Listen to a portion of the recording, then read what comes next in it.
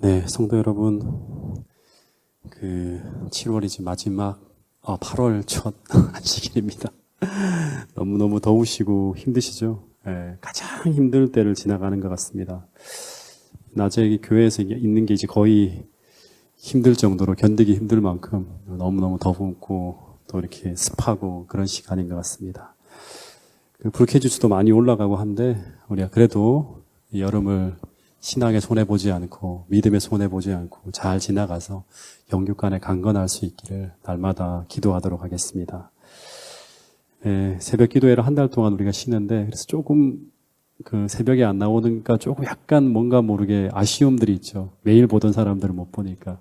네, 그래도 참으시기 바라겠습니다. 자, 우리 창세기 오늘은 이제 9장 마지막 부분인데 다 끝나지는 못할 것 같아요. 이 내용들이 워낙에 조금 깊이 좀 들여다봐야 될 부분이라서 우리 다 끝나지 못하더라도 한번 거의 끝날 부분까지 좀 한번 다뤄보도록 하겠습니다. 창세기 9장 18절부터 21절까지 한번 읽어볼까요? 창세기 9장 18절부터 21절입니다. 방주에서 나온 노아의 아들들은 셈과 함과 야벳이며 함은 가나안의 아버지라. 노아의 이 세 아들로부터 사람들이 온 땅에 퍼지니라. 노아가 농사를 시작하여 포도나무를 심었더니 포도주를 마시고 그 장막 안에서 벌거벗은지라. 창세기 6장, 7장 내용하고 너무 다른, 어떻게 보면 이제 그 당시 사람들이 보기에는 너무나 충격적인 장면이 나오는 걸 볼 수 있습니다. 먼저 창세기 9장 18절에 보면 노아의 세 아들들이 나오는데 이 세 아들들의 이름이 어떻게 되죠? 하나는 셈, 이 셈이라 할 수도 있고 이 셈이라 할 수도 있고, 두 번째는 함, 세 번째는 야벳이죠. 이 세 아들로부터 이제 온 세상 인류가 이제 쭉 퍼져 나간다고 하는 이야기가 나옵니다. 근데 이 18절에 보면 좀 우리가 좀 성경을 볼 때 자세하게 봐야 되거든요. 노아의 아들들이 셈, 함, 야벳이라고 하면서 특별한 이야기를 하나 더 하고 있는데, 그것은 이 함이 누구의 아버지다? 네, 가나안의 아버지다고 합니다. 이 자손들에 대해서는 전혀 얘기가 하지 않는데 여기서 이 함의 이 이야기를 하면서 함은 가나안의 아버지라는 얘기를 언급하면서 이 가나안을 특별히 언급하고 있어요. 네, 가나안. 네, 여러분, 이 가나안이라는 이름은 함의 아들이기도 하지만 이 가나안의 이름은 오늘 우리에게 어떤 이름으로 익숙하죠? 네, 가나안 지역에 사는 가나안 족속의 이름으로 좀 우리에게 익숙해요. 그죠? 네. 근데 이 가나안 족속이 어떤 족속입니까? 네, 출애굽 당시에 온갖 죄악으로 뒤덮여져서 하나님의 은총에서 끊어져서 심판받을 수밖에 없던 멸망이 확정되어진 족속이 바로 뭔가 하면 가나안 족속. 이 족속은 사라져야 할 족속으로 이제 하나님이 규정합니다. 출애굽 시대가 되면.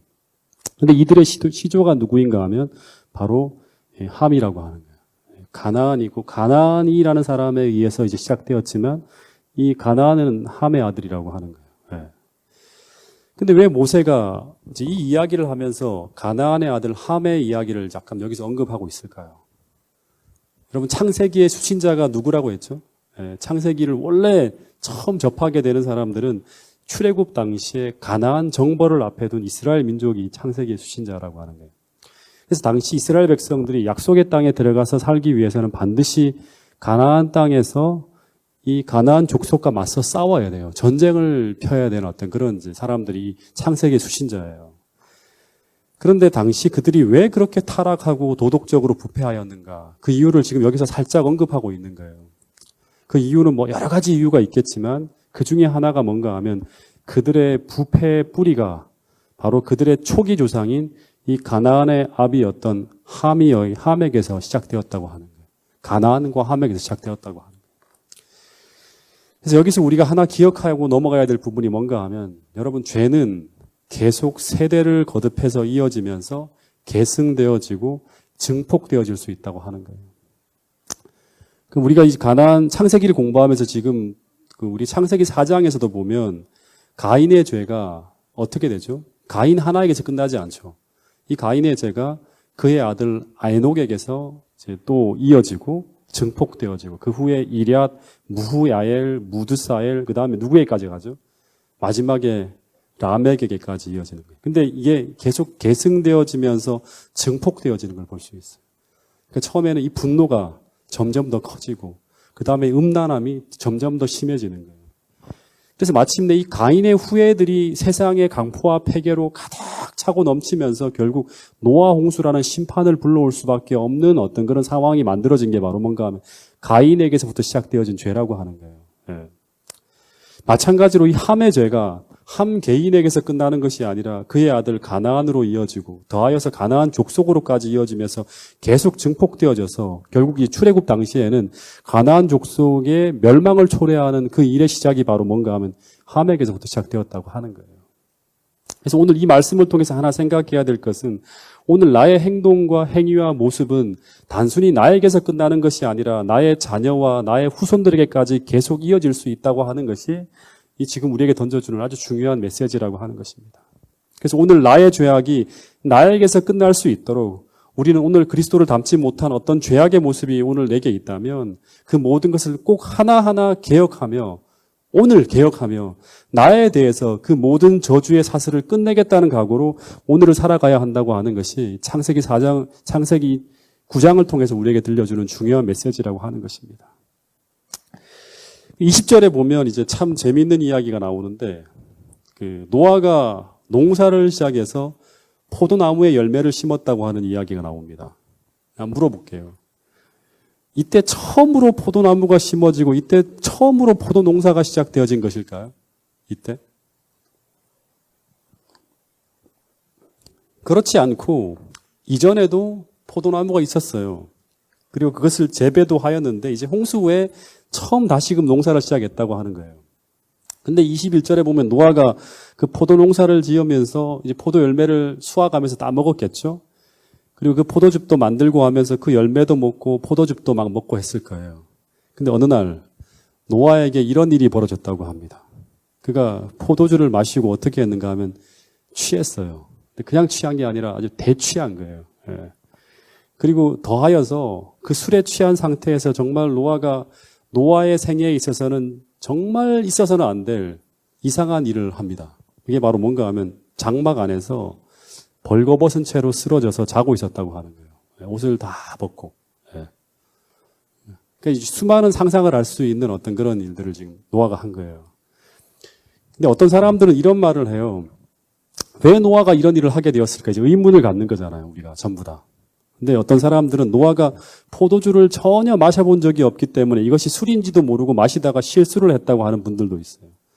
근데 그게 맞는 이야기일까요? 네? 이 술인지 모르고 매일같이 계속 마시다가 하다가 내가 취해버렸네 하면서 이렇게 해서 그랬을까요? 네. 그래서 어떤 사람들은 이 노아는 그 인류 최초로 포도주를 담근 사람이고 그리고 동시에 노아가 인류 최초로 포도주에 취해서 추태를 부린 사람으로 보는 사람들이 있어요. 그 성경 주석에 보면 이제 제가 여러 주석을 참고해 보는데 그렇게 해석하는 주석도 있어요. 예. 근데 이것은 성경을 전체적으로 보지 못한 잘못된 견해예요. 예.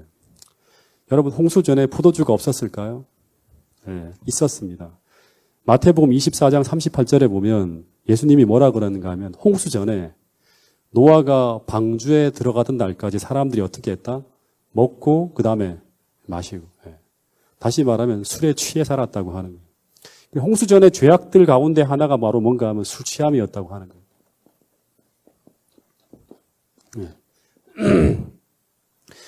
그래서 노아는 술을 마시는 것으로 인해 벌어지는 죄악에 대해서 알고 있었다 없었다 다 아는 사람이에요. 근데 이런 잘못에 대해 익히 알고 있던 노아가 왜 술을 마시고 이런 실수를 했을까 하는 거예요. 그리고 이걸 이제 성경에서는 기록해놔 버렸어요. 이건 절대 반드시 모든 후세의 사람들에게 알려야 된다고 하면서 이걸 올려놓은 거예요. 홍수 후에, 홍수 전까지, 홍수가 끝날 때까지 노아가 언약을 맺고 잘한 것으로 끝나면 되는데, 그리고 딱 끝나면 노아에 대해서 정말 훌륭한 기록만 딱 났는데, 하나님이 이걸 딱 기록해 올려놓은 거예요. 왜냐하면 우리가 반면교사로 삼아야 될 굉장히 중요한 교훈이 있기 때문에 그렇다고 하는 거예요. 왜 이것을 노아가 이 술 취함에 대해서 정말 큰 잘못이 있었고 그것으로 세상이 망했다고 하는 것도 알고 있었는데 왜 술을 마셨을까 하는 거예요. 여러분 처음에 어떻게 노아의 집에서 포도주가 만들어졌는지는 잘 모르겠지만 어쨌든 노아는 포도 농사를 지었다는 걸로 봐서는 포도 농사 후에 노아가 포도즙을 담궜다고 대부분 다 이렇게 해석을 해요. 술을 담궜다고.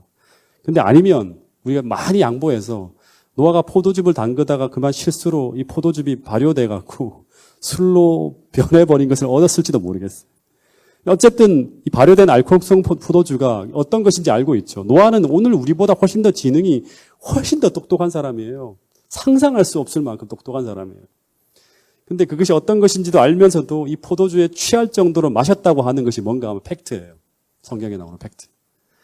근데 상상해 보건대 노아가 처음부터 취할 정도로 마시진 않았겠죠. 왜냐하면 하나님과 동행하는 사람이었어요, 이 사람이. 근데 처음에는 조금만 마시다가 차츰 이게 마실 때마다 기분이 좋아졌으니까 조금만 더 마셔보자 하다가 어느 날 인사불성이 될 만큼 대취해서 심지어 옷까지 다 벗은 채로 쓰러졌다고 하는 것이 성경의 이야기입니다. 근데 여러분 생각해 봐야 돼요. 어떻게 수백 년 동안 하나님과 동행했던 사람, 수많은 시험들을 이겼던 이 노아가 어떻게 포도주의 유혹에 이렇게까지 넘어질 수 있었을까? 생각해 봐야 되는 거예요. 네. 그 이유가 뭐 때문이라고 우리가 해석할 수 있는가 하면 방심이에요. 방심. 네. 다시 말해서 우리 인간이 영적 경계의 끈을 풀어놓는 순간 우리는 어떻게 된다? 넘어지게 되어 있어요. 네. 이 모든 사람, 인류의 모든 위대한 믿음의 도덕들의 기록 속에는 언제나 방심으로 해서 대부분 다 넘어져요. 네. 그래서 고린도전서 10장 12절에 보면 이런 경고의 말씀이 있죠. 그런즉 어떻게 생각하는 자는, 선줄로 생각하는 자는 어떻게 할까 조심하라.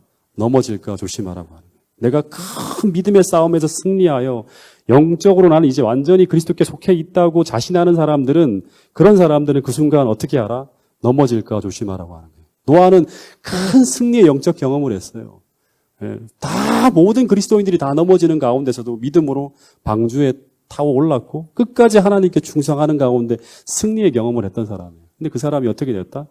방심하다가 넘어졌다고 하는 거예요.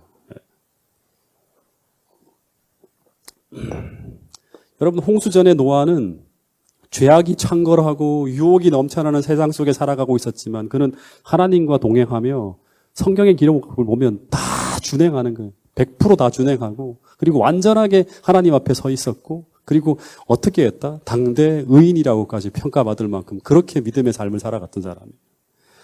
근데 홍수의 심판이 지나가고 노아는 그 창궐하던 죄악이 다 사라졌죠. 이제 유혹의 거리가 없어요. 다 사라진 상태예요. 근데 그 환경에서 오히려 어떻게 되었다? 처참하게 넘어졌다고 하는 거예요. 네. 굉장히 우리에게 많은 생각을 하게 만드는 거죠. 네. 근데 무엇이 노아로 하여금 방심하도록 만든 것일까요? 그것은 바로 그로 하여금 치열하게 신앙하도록 만든 홍수의 심판이 지나가 버린 거예요. 참 우리가 생각을 많이 해야 되는 거예요. 제가 지난번에도 얘기했죠. 그 에녹이라는 사람도 누구를 낳고 난 후에 무드셀라를 낳고 난 후에 어떻게 됐다? 하나님과 동행했다고 했죠. 이 무드셀라가 태어나는 그에 된 그것이 어떤 사실을 우리에게 증거하고 있는가 하면 홍수에 대한 계시를 에녹이 받고 난 다음부터 전적으로 다른 신앙의 삶을 살아가요. 네. 여러분 오늘 우리에게 주신 이 재림 기별인 새 천사의 기별과 우리로 하여금 하늘을 바라보게 만드는 이 재림신앙이라고 하는 것은 굉장히 우리에게 소중한 거예요. 오늘 우리로 하여금 이 부패하고 타락한 세상 가운데 오늘 우리로 세속으로부터 지켜주고 우리로 하늘을 바라보게 하는 절대 우리가 잃어버리지 말아야 될 너무나 소중한 것이 바로 무엇인가 하면 재림신앙이라고 하는 거예요. 네. 근데 이 끈이 풀어지고 이 끈이 느슨해질 때 우리는 하늘이 아니라 세상을 바라보게 되고 땅의 것을 추구하게 된다고 하는 것이 성경의 중요한 메시지예요. 그래서 예수님 초림 때부터 바울과 모든 사람들의 이야기 읽어보세요. 다 자기 때 예수님이 오실 거라고 믿고 살아갔어요. 그리고 그것을 바라보고 땅이 아니라 하늘을 바라보고 사는 사람들이 바로 전부 다 초기의 기독교인이라고 하는 거죠. 그리고 구약의 모든 사람들은 예수님의 초림이 뭐다? 예수님의 초림이 바로 인류의 종말이었어요. 그것을 바라보고 다 종말의 어떤 신앙을 가지고 살아가는 사람들이 바로 누구인가 하면 모든 그리스도인들이고 하나님 백성이라고 하는 거예요. 여러분 마태복음 25장 10처녀의 비유에 보면 그 25장 5절에 보면 신랑이 더디 옴으로, 다시 말해서 신랑이 올 것 같지 않은 상황이 세상에 펼쳐지면서 모든 그리스도인들이 다 어떻게 되었다? 졸며 잤어요. 네. 신앙을 잃어버리는 거예요. 다 세속에 끌려 들어가는 거예요. 달란트의 비유에서도 불의한 청지기의 비유에서도 모두 예수님의 재림이 생각보다 지체되는 듯이 보일 때 본문의 표현을 그대로 옮기면 종의 마음에 생각하기를 주인이 더디올이라는 생각이 그들을 지배하게 될 때, 다시 말해서 하나님을 믿노라고 하는 사람들의 마음에 재림신앙이 무너질 때 그들의 신앙적 삶에 문제가 생기는 것으로 모든 비유에 등장하고 있다고 하는 걸 볼 수 있습니다. 여러분, 그래서 주님이 오시는 그때까지 우리는 항상 이 영적 긴장감이 사라지지 않도록 끊임없이 깨어서 기도하며 이 시대를 분별하며 그리스도와 동행해야 된다고 하는 것이 성경의 이야기라고 하는 것입니다. 여러분, 왜 우리가 깨어 기도해야 되는가 하면 우리가 그 깨어 기도하지 못하고 각성하지 못하고 이 영적 긴장감이 사라지게 될 때 우리는 분명히 세속으로 끌려가게 돼 있어요. 그것을 알기 때문에 주님께서는 계속 그 때를 알려주지 않는 거예요, 우리에게. 여러분, 왜 그렇게 해야만 하는가? 왜냐하면 그 이유는 우리의 생명이 끝나는 그 순간까지 사단의 시험은 멈추지 않기 때문이라고 하는 사실입니다. 늘 깨어서 기도하면서 오늘 내 때 주님을 맞이할 수 있다는 이 신념을 가지고 오늘을 살아갈 수 있는 우리 모두가 될 수 있기를 간절히 바라겠습니다. 이제 노아가 홍수 후에 이제 시간이 흐를수록 이제 홍수가 끝났잖아요. 처음에는 되게 상망했는데 모든 것이 안정화되어지고 있는 거예요. 하나님이 무지개 언약을 탁 보여주면서 절대 세상은 망하지 않아 하면서 계속 이제 노아로 하여금 정상적인 삶을 살아갈 수 있도록 다 도와주시는 거예요. 그리고 농사를 지었는데 농사가 잘 돼요. 이제 더 이상 긴장하지 않아도 될 것 같은 평안의 시대가 딱 도래하기 시작할 때, 그때 노아의 영적 긴장의 끈을 하나씩 이제 노아가 풀기 시작합니다. 그 위대한 종이. 그래서 기도의 시간이 줄기 시작하고 영적인 생활이 점차 느슨해지기 시작합니다. 그러면서 노래한 것이 뭔가 하면, 그러다가 보니까 갑자기 어느 순간에 포도주가 이렇게 이제 포도주의 유혹이 딱 다가오는 거예요. 근데 홍수전 같으면 절대로 입을 대지 않았겠죠. 근데 갑자기 이거 포도주를 보는데 예전과 같지 않은 게 이 포도주의 유혹이 별로 큰 문제처럼 보이지 않는 거예요. 여러분, 그럴 때 있지 않습니까? 이전 같으면 절대 근처에 올싱거리지 말아야 될 어떤 죄악이 나로 하여금 별로 큰 부담처럼 보이지 않는 거예요. 어느 날 보지도 않고 듣지도 않아야 될 어떤 그런 것들이 내게 아무런 부담 없이 들려오기 시작할 때, 그럴 때 여러분 조심해야 된다고 하는 거예요. 그래서 근데 그 포도주를 이 사람이 입을 대기 시작하는 거예요. 근데 별로 처음에는 문제가 생기지 않을 것 같은 거예요. 근데 결과적으로 아주 비참한 실패로 끝나게 되죠. 여러분, 근데 이게 똑같은 패턴이에요. 성경에 보면 모든 사람들이 이렇게 넘어져요. 믿음의 사람들이, 특별히 위대한 믿음의 사람들이. 여러분, 다윗이 밧세바와 동침하며 넘어지게 되는 것도 이 비슷한 패턴으로 무너집니다. 정확하게 말하면 다윗의 실패는 노아와 똑같이 방심이 불러온 실패였어요. 그 부조와 선지자부터 시작해서 우리가 그 다윗에게 말한 성경의 모든 기록을 읽어보면 방심이에요. 다윗이 사울의 핍박 속에 있었을 때, 그리고 끊임없이 벌어지는 전쟁 속을 지나갈 때는 그는 계속 성경에 보면 하나님께 물어보고 기도하면서 나의 신앙에, 오늘 나의 어떤 신앙에 나의 가신들의 미래와 그리고 나의 민족과 하나님 나라가 달려있다는 생각에 하나님과의 관계를 철저하게 온전하게 유지하면서 계속 믿음의 싸움을 살아가는 사람이 바로 다윗이었어요. 그러나 이제 모든 전쟁이 다 끝나갈 때예요. 그리고 이제 마지막으로 라빠라고 하는 성 하나만 딱 남았어요. 이것만 끝내면 이제 모든 세상이 다 하나님의 약속의 땅으로 다 정복되어지는 거예요. 그래서 이제 거의 모든 세상을 평정하고 있었을 때, 더하여서 이제 그의 나라가 가장 전성기를 구가하고 있을 때, 그때 갑자기 다윗이 기도의 치열함이 점차 줄기 시작하였고, 그리고 영적 경계심을 풀어지기 시작하는 거예요. 그러면서 그가 전쟁 중에 전쟁터에서 병사들을 위해 전쟁을 주의하며 그 전장에서 하나님께 기도하며 구하고 있어야 할 다윗이 어디로 가는가 하면 전쟁을 하고 있는데 왕궁으로 들어옵니다. 평소와 다른 모습이에요. 그러면서 왕궁에 돌아와서 어떻게 하는 건 빈둥빈둥 거리고 있는 거예요. 그러다 우연히 옥상에 올라갔는데 뭐가 있는 거예요? 포도주처럼 옷을 벗고 밧세바가 목욕을 하고 있는 장면이 탁 보게 되는 거예요.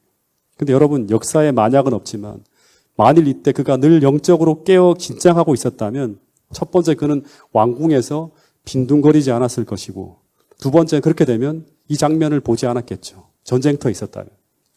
그리고 이런 유혹이 찾아왔어도 그는 이것이 얼마나 위험하고 무서운 죄인지를 감각하면서 이 유혹을 물리칠 수 있었을 거라고 하는 거예요. 그러나 그는 이미 이것이 얼마나 무서운 죄인지를, 이것이 얼마나 치명적인 죄인지를 분간할 수 없을 만큼 영적으로 둔해져 있었다고 하는 거예요.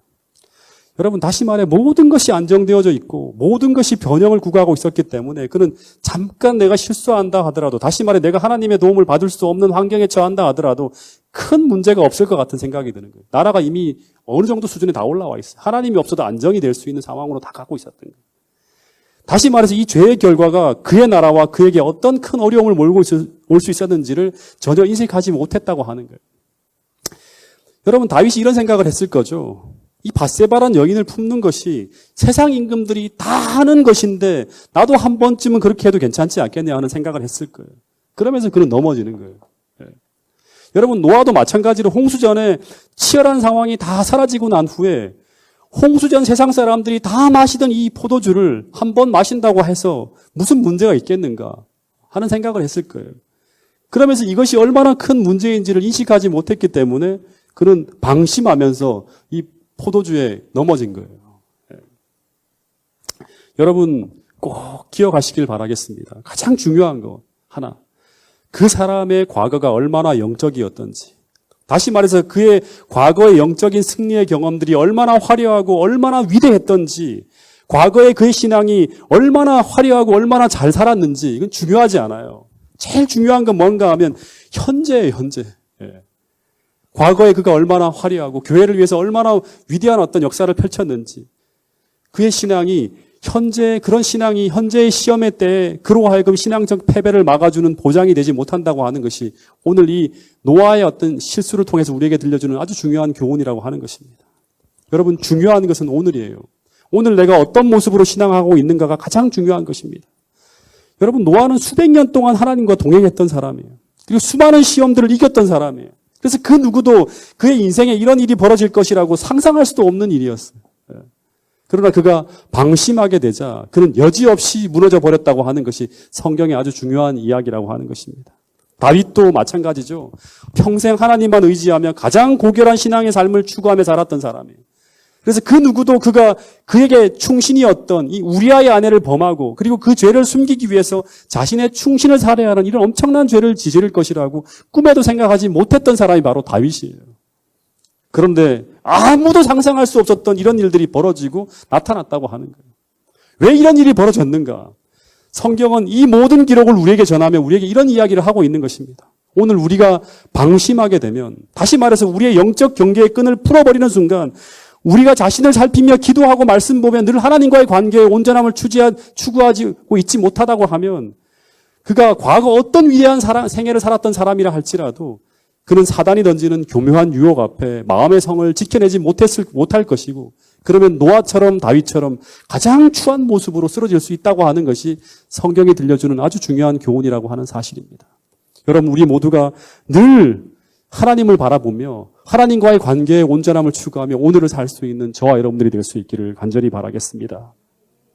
오늘 우리의 마음을 그리스도로 온전히 견고하게 방어하고 있지 못하다면 내일이 아닌 오늘 여러분의 신앙을 말씀과 기도로 바로 세울 수 있는 그런 여러분과 저가 될 수 있기를 간절히 바라겠습니다.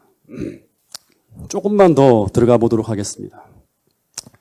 이 노아가 깨어있지 못함으로 술에 이불을 대게 되었고 그리고 취하게 됩니다. 그래서 어떻게 되었을까 한번 상상해 보는데요. 아마 만취했잖아요. 이 그 위대한 노아의 눈이 다 지금 시뻘겋게 풀어졌겠죠. 그리고 눈이 충혈되어지고 잠언 20장 1절 말씀을 보면 포도주는 어떻게 하는 것이다?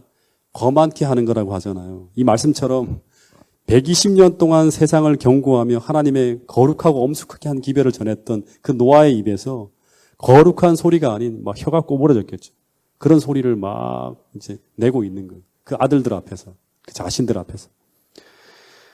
그리고 정말 하나님의 엄숙하고 거룩한 기별을 전하던 그 입에서 거룩한 소리가 아닌 막 이상한 소리를 떠들다가 이제 옷을 다 풀어헤치고 잠이 드는 거예요. 여러분, 이 노아의 부절제는 이 노아에게만 수치를 가져온 것이 아니라 그를 존경하고 따르던 가족들에게도 안 좋은 영향을 미치게 됩니다. 노아가 조롱과 멸시를 받게 되면 신앙이 조롱과 멸시를 받게 되고, 그러면 노아와 언약을 맺었던 하나님이 조롱과 멸시를 받게 되는 거예요. 여러분, 그래서 오늘 우리에게는 그리스도인이라고 하는 하나님의 이름이 담겨 있다고 하는 사실을 우리 모두가 기억해야 돼요. 그래서 오늘 우리가 하는 말, 생각, 행동의 모든 삶의 결과를 통해서 오늘 우리는 우리가 믿는 우리 하나님의 모습을 오늘 우리의 삶을 통해서 세상에 드러내고 있다는 사실을 잊어서는 안 된다고 하는 사실입니다. 그래서 우리가 잘못 살면 우리 하나님의 이름이 조롱과 멸시와 모욕을 당하게 된다고 하는 것이고, 그 결과 우리는 세상에 그릇된 메시지를 전하게 된다고 하는 것입니다. 여러분, 어쨌든 이 위대한 신앙의 사람이 술에 취해서 술주정을 하다가 옷을 벗고 쓰러지고 삽니다. 근데 22절에 이 보면 뭐라고 하는가 하면, 이 가나안의 아버지 함이 그의 아버지의 하체를 보고 밖으로 나가서 어떻게 했다? 그의 두 형제에게 알렸다고 합니다.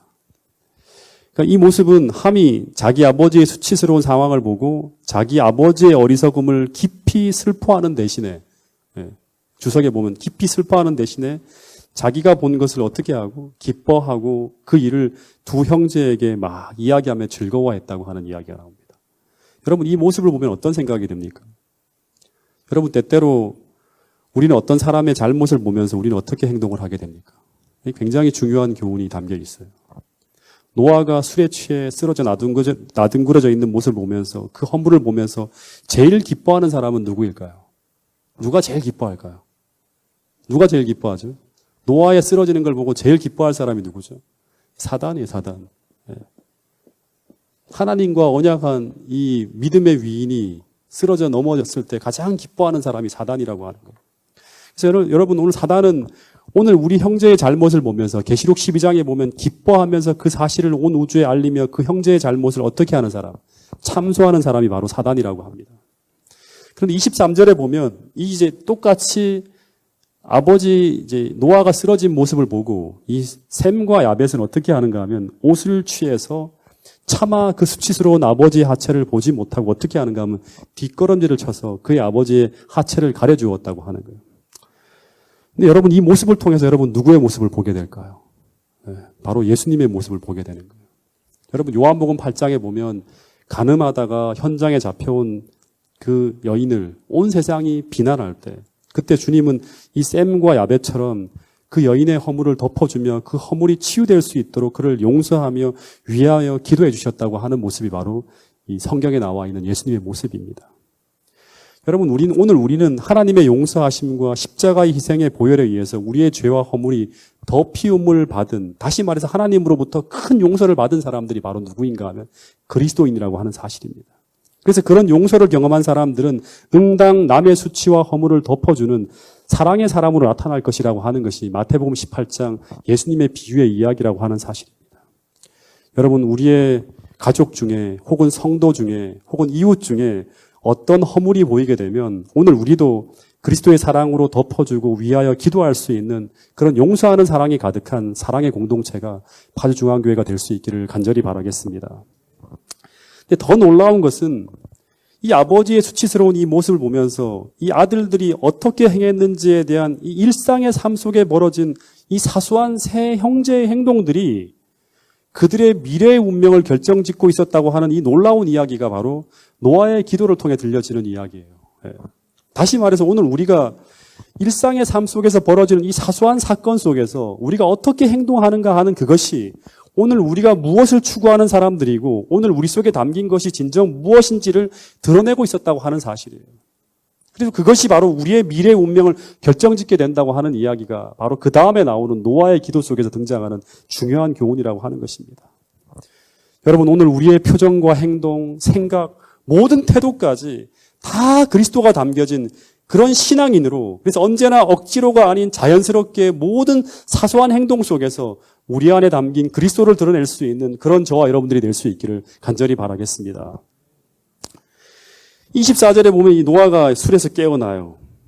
그리고 자신의 모습을 보면서 한 가지를 깨닫게 되었다고 하는 건데, 이게 뭔가 하면 작은 아들이 자기에게 행한 일을 알았다고 하는 거예요.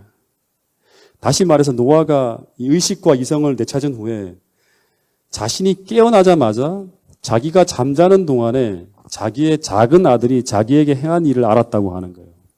이게 뭘까요? 예. 노아가 막 술에 취해 자고 있었을 때 그때 작은 아들이 노아에게 행한 것이 무엇이었을까요? 단순히 아버지의 하체를 보면서 막 형제들에게 이야기하면서 깔깔거리고 웃었을까요, 그냥? 예.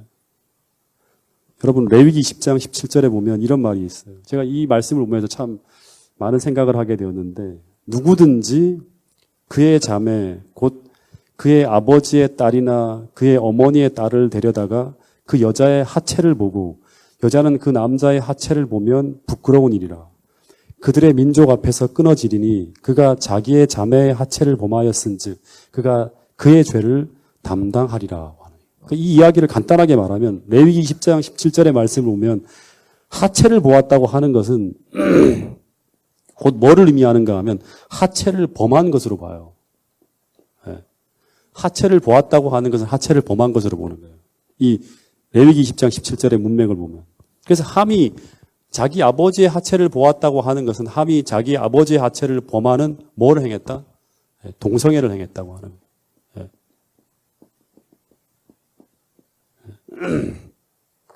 네. 매튜 헨리의 주석을 보면 이렇게 적고 있어요. 함의 잘못은 아비의 하체를 우연히 목격한 사실에 있지 않다. 함의 잘못은 아비의 하체를 악의적으로 즐기며 모욕한 데 있다라고 이렇게 이제 주석을 하고 있습니다. 근데 실제로 이제 이런 이야기보다 더 중요한 게 뭐예요? 부조화 선지자에는 어떻게 기록되었는가 하는 거죠. 부조화 선지자 117페이지에 보면 이런 글이 있습니다. 함의 비인도적 범죄는 그의 마음에서 부모에 대한 존경이 사라진 지 오래라는 것과 그의 성격이 불경하고 비루하다는 것을 나타냈다라고 적고 있습니다. 여기 보면 이제 엘렌 화이트이 말한 비인도적인 범죄라고 하는 것은 이거는 그 한글의 번역 표현이고요. 실제로 영어에 보면 어떻게 이걸 비인도적인 범죄를 엘렌 화이트는 어떻게 이제 표현했는가 하면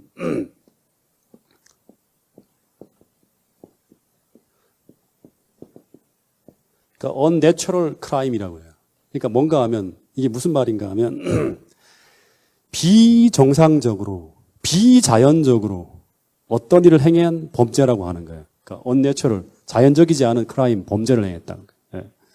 근데 이 말을 이제 우리 교회에 있는 어떤 학자가 이거를 로마서 1장 26절과 27절을 이제 같이 연결시켜 갖고 로마서 1장 26절 27절에 보면 그 사람들이 이성 간의 성관계를 순리라고 표현하고 있고요. 그리고 동성 간의 성관계를 어떻게 표현하고 있는가 하면 영리라고 표현했어요. 순리, 영리라고. 근데 킹 제임스 버전에 보면 이 순리를 어떻게 표현했는가 하면 내추럴 유스. 그러니까 자연적으로 이렇게 사용하는 걸 내추럴. 근데 영리는 어떻게 표현하는가 하면 unnatural use라고 해요. 그러니까 비자연적으로 행하는 거예요. 사용하는 걸 이제. 동성애를 가지고 unnatural use라고 하는 거예요. 그래서 이 엘렌 화이트이 함의 죄를 설명하기 위해 표현한 이 unnatural crime이라고 하는 말은 어떤 거다? 동성애를 표현한 표현이라고 그렇게 이제 해석을 합니다. 실제로 이 함이 아버지의 하체를 보았다고 하는 것은 이 보다라는 단어가요. 라라는 이제 단어를 사용하는데 이건 뭔가 하면 단순히 힐끗 보는 게 아니에요.